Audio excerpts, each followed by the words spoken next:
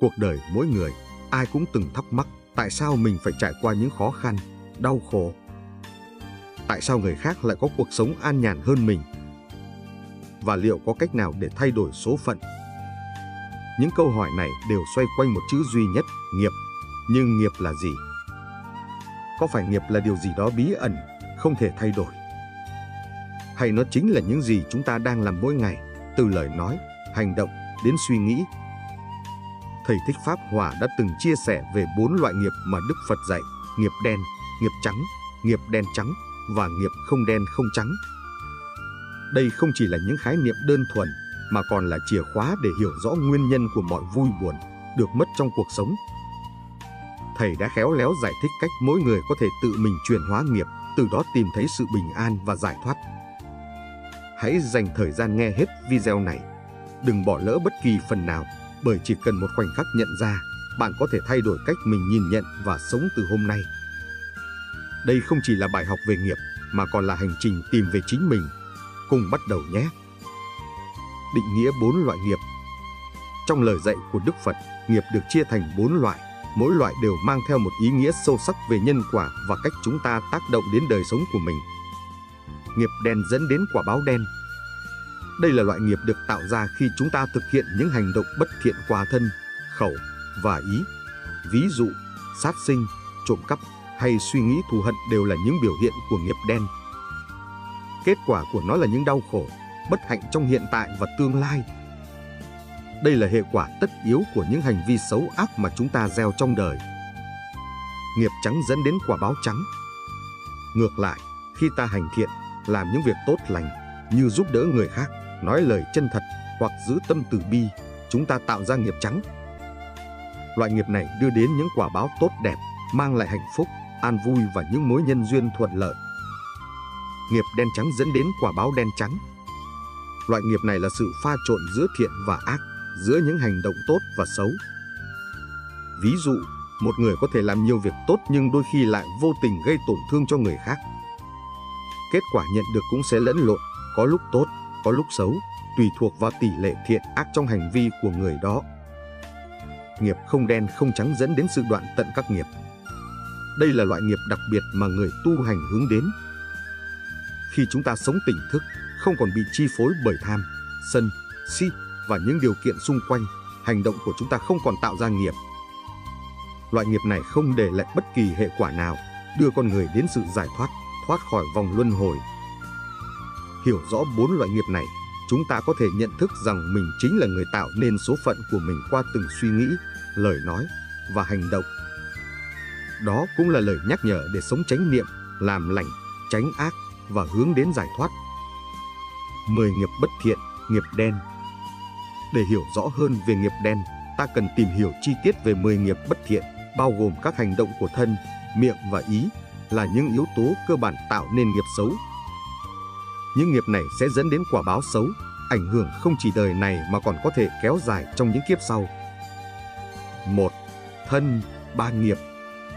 Khi hành động qua thân thể, chúng ta có thể tạo ra nghiệp xấu bằng 3 hành vi chính. Sát sanh, giết hại sinh vật, dù là động vật hay con người. Đây là một trong những nghiệp ác nặng nhất, vì nó không chỉ lấy đi mạng sống của chúng sinh mà còn làm giảm sự từ bi và tôn trọng sự sống. Trộm cắp, lấy đi tài sản của người khác mà không được sự cho phép. Điều này tạo ra sự mất mát và bất an cho người bị mất, đồng thời làm tổn hại lòng tin của cộng đồng. Tà hạnh là hành vi không ngay thẳng, có thể là quan hệ sai trái hay hành động xấu theo các chuẩn mực đạo đức xã hội. Hành động này không chỉ phá hủy sự trong sáng mà còn làm tổn thương bản thân và những người xung quanh. 2. Miệng, 4 nghiệp. Cách chúng ta sử dụng lời nói cũng tạo thành nghiệp xấu. Các nghiệp miệng bao gồm: nói dối, lời nói không thật, gây ra sự hiểu lầm và tổn hại cho người khác. Dối trá không chỉ làm tổn hại niềm tin mà còn khiến chúng ta phải sống trong một thế giới không thật. Nói lưỡi hai chiều, thể hiện sự bất trung, nói lời hai mặt, gây chia rẽ và làm tổn hại lòng tin giữa người với người. Nói lời thô ác, sử dụng ngôn từ cay nghiệt, chửi rủa hay mắng nhiếc. Lời nói này không chỉ làm tổn thương người khác mà còn gây ra hận thù và xung đột trong xã hội. Nói lời vô ích, nói những điều không cần thiết, làm cho môi trường giao tiếp trở nên lãng phí và không có giá trị. Điều này dẫn đến sự thiếu hiệu quả trong việc xây dựng các mối quan hệ và cộng đồng. 3. Ý, ba nghiệp. Ngoài những hành động cụ thể của thân và miệng, ý niệm trong tâm cũng là nguồn gốc của nghiệp. Ba nghiệp ý gồm tham, lòng tham lam vô độ, luôn muốn sở hữu nhiều hơn những gì mình cần, không biết đủ. Tham lam khiến chúng ta sống trong sự thiếu thốn, khổ đau và không bao giờ cảm thấy thỏa mãn. Sân, cảm giác tức giận, thù hận hay khinh miệt người khác. Sân gây ra sự chia rẽ, bạo lực và làm tổn thương chính tâm hồn của chúng ta. Si, vô minh, không hiểu biết đúng đắn về bản chất của sự vật, hiện tượng, dẫn đến những quyết định sai lầm và hành động vô minh. Si là căn nguyên của mọi phiền não, khiến chúng ta mê muội trong những ảo tưởng và khổ đau. Kết luận: khi chúng ta hành động theo những nghiệp bất thiện này, không chỉ là việc chúng ta gây hại cho người khác mà còn tự mình tích tụ những quả báo xấu. Vì vậy, việc tu tập, tỉnh thức và chánh niệm trong từng hành vi, lời nói và suy nghĩ là rất quan trọng để giảm thiểu và loại bỏ những nghiệp xấu. Khi ta nhận thức rõ những hành động của mình, ta sẽ có thể làm những việc thiện lành hơn, đem lại an lạc và hạnh phúc cho bản thân và người khác. Hãy luôn ghi nhớ, mỗi hành động, lời nói và suy nghĩ đều có thể tạo ra nghiệp, và chính nghiệp sẽ là yếu tố quyết định tương lai của chúng ta. 10 nghiệp thiện, nghiệp trắng. Ngược lại với nghiệp bất thiện là nghiệp thiện, được tạo ra từ những hành động, lời nói và suy nghĩ đúng đắn, có lòng từ bi và trí tuệ. Những nghiệp thiện này không chỉ mang lại lợi ích cho bản thân mà còn cho cộng đồng, giúp xây dựng một thế giới hài hòa và an lạc. 1. Thân, ba nghiệp thiện. Khi chúng ta hành động bằng thân, những hành động thiện sẽ là nguồn gốc của nghiệp tốt, mang lại sự bình an và hạnh phúc cho mình và người khác. Không sát sanh, thể hiện lòng từ bi và tôn trọng sự sống của tất cả chúng sinh, không giết hại hay làm tổn thương sinh linh nào. Hành động này giúp bảo vệ sự sống và xây dựng một cộng đồng hòa bình. Không trộm cắp, chúng ta luôn sống ngay thẳng và không chiếm đoạt của người khác, đồng thời tạo dựng lòng tin và sự tôn trọng trong mối quan hệ với cộng đồng. Đó là hành động bảo vệ sự công bằng và giúp đỡ những người có hoàn cảnh khó khăn. Không tà hạnh, chúng ta sống ngay thẳng, tuân thủ các chuẩn mực đạo đức, tôn trọng các mối quan hệ và giữ gìn sự trong sáng của mình. Điều này mang lại sự thanh thản, hạnh phúc trong mỗi mối quan hệ và tạo dựng lòng kính trọng từ người khác. 2. Miệng, bốn nghiệp thiện. Lời nói có thể là một công cụ mạnh mẽ để xây dựng hoặc phá hủy. Việc sử dụng ngôn từ một cách đúng đắn sẽ tạo ra nghiệp thiện. Nói thật, khi chúng ta sử dụng lời nói chân thật, sẽ tạo ra sự tin tưởng và hòa hợp giữa mọi người. Lời nói không chỉ mang lại sự minh bạch mà còn giúp giảm bớt hiểu lầm, tạo dựng niềm tin. Nói lời hòa nhã, sử dụng lời nói ôn hòa, dễ nghe và không làm tổn thương đến người khác. Những lời lẽ này giúp tạo dựng môi trường giao tiếp thân thiện, tạo sự yên bình và giải quyết xung đột một cách hòa bình. Nói lời có ích, lời nói không chỉ là để giao tiếp mà còn phải có ý nghĩa tích cực, có thể giúp người khác hiểu rõ hơn về cuộc sống, khuyến khích họ làm những việc tốt đẹp. Lời nói này giúp mở rộng tâm hồn, nâng cao trí tuệ và sự sáng suốt. Nói lời chân thành, lời nói thể hiện lòng chân thành và sự quan tâm đến người khác. Khi chúng ta thật lòng trong mọi lời nói, sự yêu thương và cảm thông sẽ lan tỏa, làm giảm đi hận thù và bất hòa. 3. Ý, ba nghiệp thiện. Hành động và lời nói thiện là kết quả của những suy nghĩ và tâm niệm tốt đẹp. Ba nghiệp ý của người tu hành là từ bi, luôn nghĩ đến sự an vui và hạnh phúc của người khác, không có ý định xấu hoặc lòng thù hận. Từ bi giúp ta sống hòa hợp, giúp đỡ mọi người và tạo ra một môi trường an lành cho tất cả. Hỷ, hoan hỷ, có lòng vui mừng khi thấy người khác thành công, hạnh phúc. Hỷ giúp chúng ta xây dựng mối quan hệ tốt đẹp, không ganh ghét hay đố kỵ, mà luôn khích lệ người khác tiến bộ.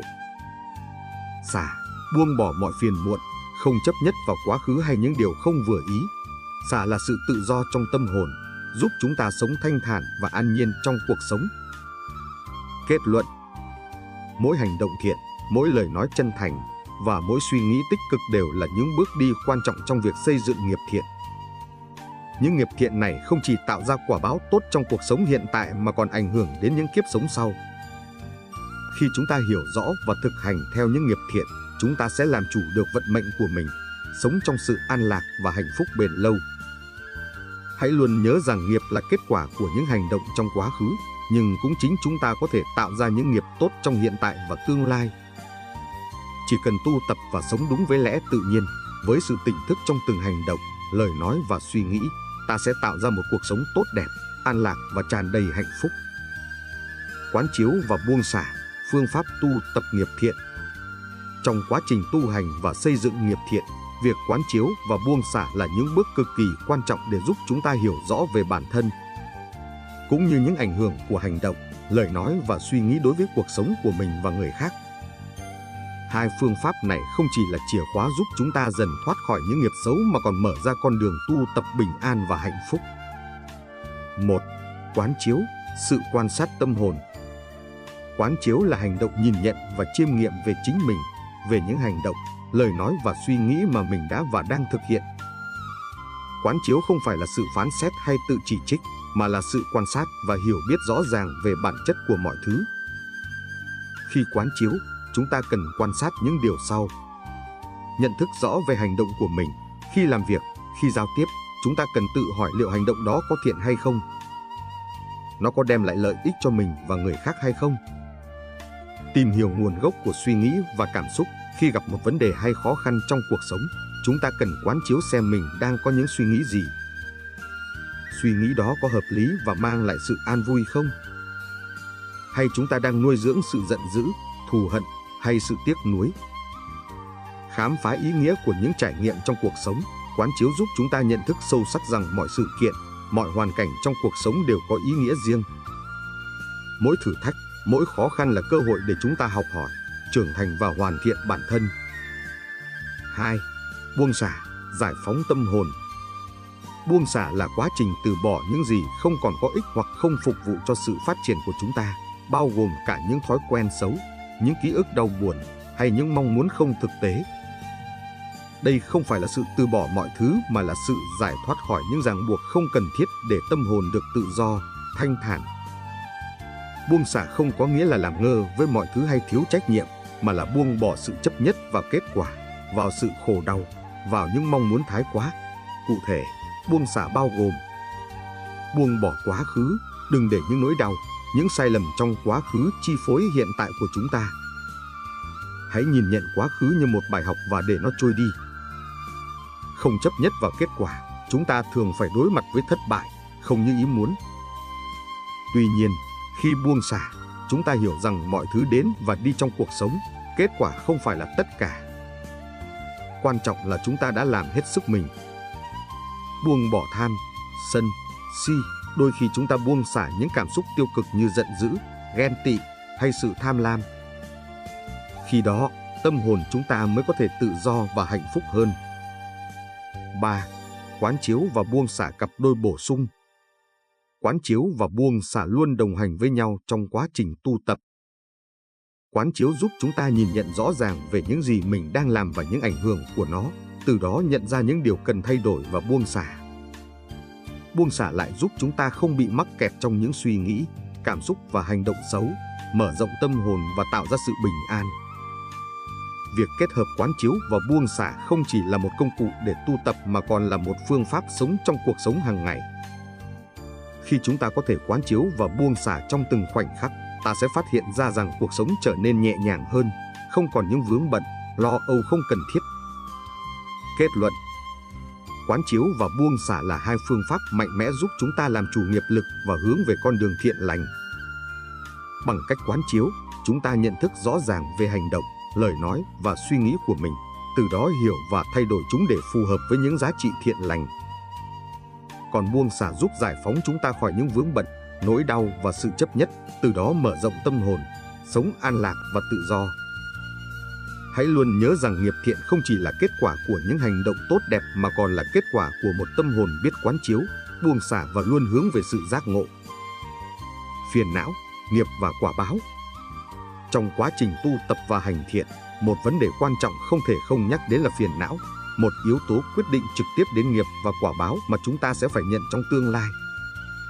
Thực ra, phiền não chính là gốc rễ của tất cả những nghiệp xấu, bởi vì khi tâm trí đầy phiền não, những hành động và lời nói của chúng ta thường mang tính chất tiêu cực, từ đó dẫn đến quả báo không tốt. Phiền não cội nguồn của nghiệp xấu. Phiền não là những cảm xúc, suy nghĩ và thái độ tiêu cực mà chúng ta nuôi dưỡng trong tâm.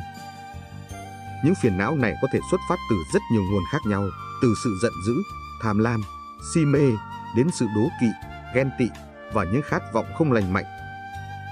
Khi chúng ta để những phiền não này chi phối tâm trí, chúng sẽ ảnh hưởng đến các hành động và lời nói của chúng ta. Chẳng hạn, khi bị giận dữ, chúng ta có thể hành động thiếu suy nghĩ, làm tổn thương người khác mà không hề nhận ra. Khi tham lam, chúng ta có thể làm mọi cách để chiếm đoạt, bất chấp sự ảnh hưởng đến người khác. Những hành động như vậy, dù có thể mang lại lợi ích trước mắt, nhưng sẽ là những hạt giống xấu, gieo vào tâm hồn và cuộc sống của chúng ta. Nghiệp hệ quả của phiền não. Nghiệp là kết quả của hành động, lời nói và suy nghĩ của chúng ta. Tâm trạng và phiền não trong lòng chính là động cơ thúc đẩy chúng ta hành động, và hành động đó sẽ tạo ra nghiệp. Vì vậy, nghiệp xấu thường bắt nguồn từ những phiền não tiêu cực như sự giận dữ, tham lam, sân hận, đố kỵ. Còn khi tâm chúng ta thanh tịnh, bình an và đầy từ bi, những nghiệp thiện sẽ hình thành. Nghiệp không phải là cái gì đó xa vời hay mơ hồ. Nó chính là những hành động cụ thể trong cuộc sống hàng ngày, được xuất phát từ những suy nghĩ và cảm xúc của chúng ta. Khi hành động từ một tâm thái tiêu cực, nghiệp xấu sẽ theo chúng ta, giống như một bóng ma đeo bám, và khi đến lúc, những quả báo xấu sẽ đến. Ngược lại, khi hành động từ một tâm thái thiện lành, nghiệp thiện sẽ đem lại những quả báo tốt đẹp. Quả báo hệ quả của nghiệp. Quả báo chính là kết quả của nghiệp mà chúng ta đã tạo ra. Nếu nghiệp xấu được gieo trồng từ những phiền não trong tâm, quả báo sẽ không thể tránh khỏi. Quả báo có thể đến sớm, cũng có thể đến muộn, nhưng chắc chắn sẽ đến khi thời điểm thích hợp. Việc nhận thức về quả báo giúp chúng ta hiểu rằng mọi hành động đều có giá trị, dù là nhỏ nhất. Mỗi lời nói, mỗi hành động dù là vô ý hay có chủ đích đều có thể tạo ra một nghiệp lực ảnh hưởng đến cuộc sống hiện tại và cả tương lai. Vì vậy, việc tu tập không chỉ dừng lại ở hành động, mà còn phải chăm sóc tâm hồn, làm sạch phiền não, để từ đó tạo ra nghiệp thiện và nhận được quả báo tốt đẹp. Phiền não, nghiệp và quả báo mối quan hệ nhân quả. Mối quan hệ giữa phiền não, nghiệp và quả báo là một chuỗi liên kết không thể tách rời. Phiền não sinh ra nghiệp và nghiệp sinh ra quả báo. Nếu chúng ta muốn thay đổi quả báo trong tương lai, điều đầu tiên cần làm là chuyển hóa phiền não trong hiện tại. Đó chính là lý do tại sao trong đạo Phật, việc tu tập để xả bỏ phiền não và thanh tịnh tâm hồn luôn được nhấn mạnh. Để chuyển hóa phiền não, chúng ta cần phải thực hành các phương pháp như thiền định, quán chiếu và hành trì các giới luật để giữ cho tâm luôn trong trạng thái tỉnh thức và thanh tịnh. Khi tâm đã yên tĩnh, chúng ta có thể bắt đầu thay đổi những nghiệp xấu bằng việc hành động từ bi, trí tuệ và sự hiểu biết sâu sắc về cuộc sống. Tu tập để hóa giải phiền não. Trong việc tu tập, chúng ta cần phải quán chiếu và buông bỏ những phiền não đã lâu ngày ăn sâu trong tâm. Điều này không phải là một việc dễ dàng, nhưng nếu có kiên trì và hiểu biết, chúng ta sẽ dần dần nhận ra sự nhẹ nhàng khi buông bỏ những phiền muộn, lo âu và sợ hãi không cần thiết. Thực hành từ bi, hỷ xả và trí tuệ là những phương pháp giúp ta chuyển hóa phiền não thành những phẩm hạnh cao quý. Đôi khi, chỉ cần thay đổi cách nhìn nhận và thái độ sống, chúng ta có thể thấy được sự thay đổi lớn trong cuộc sống. Kết luận. Tóm lại, phiền não, nghiệp và quả báo là ba yếu tố có mối quan hệ mật thiết và quyết định đến chất lượng cuộc sống của chúng ta. Phiền não là căn nguyên của nghiệp xấu, và nghiệp xấu sẽ tạo ra quả báo đau khổ. Tuy nhiên, khi chúng ta tu tập và chuyển hóa phiền não, nghiệp thiện sẽ được tạo ra và quả báo tốt đẹp sẽ theo đó đến. Việc tu tập và làm chủ bản thân trong từng suy nghĩ và hành động chính là cách để hóa giải phiền não, tạo ra nghiệp thiện và đạt được quả báo an lạc trong cuộc sống. Hãy luôn nhớ rằng quá trình chuyển hóa nghiệp và phiền não là một hành trình dài, nhưng nếu kiên trì và quyết tâm, chúng ta có thể đi tới đích cuối cùng là giải thoát và an vui thật sự. Chúng ta vừa cùng nhau khám phá và hiểu rõ hơn về mối liên hệ giữa phiền não, nghiệp và quả báo trong cuộc sống. Mỗi suy nghĩ, lời nói và hành động của chúng ta đều không hề vô nghĩa, mà đều mang theo một năng lượng mạnh mẽ, tạo ra những ảnh hưởng lâu dài. Việc thay đổi và chuyển hóa những phiền não trong tâm chính là chìa khóa để tạo ra một cuộc sống an lạc, hạnh phúc và bình an thật sự. Hành trình này không dễ dàng, nhưng bắt đầu từ chính bản thân mình, mỗi chúng ta có thể thay đổi từng bước nhỏ để tạo ra một môi trường sống tích cực, góp phần lan tỏa yêu thương và sự hiểu biết đến mọi người xung quanh. Nếu bạn cảm thấy những chia sẻ hôm nay có ích, hãy để lại like và chia sẻ video này đến những người bạn yêu quý, để chúng ta cùng nhau lan tỏa những giá trị tốt đẹp trong cuộc sống.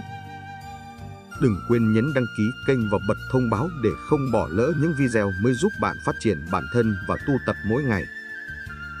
Và cuối cùng, nếu bạn có bất kỳ câu hỏi nào hoặc muốn chia sẻ thêm về những trải nghiệm của mình trong việc chuyển hóa nghiệp và phiền não, hãy để lại comment phía dưới video này. Chúng tôi luôn mong muốn nhận được sự chia sẻ, tương tác và góp ý từ bạn để cùng nhau học hỏi và phát triển. Cảm ơn bạn đã dành thời gian theo dõi. Chúc bạn luôn an vui, bình an và hạnh phúc trên con đường tu tập và cuộc sống. Hẹn gặp lại trong những video sau.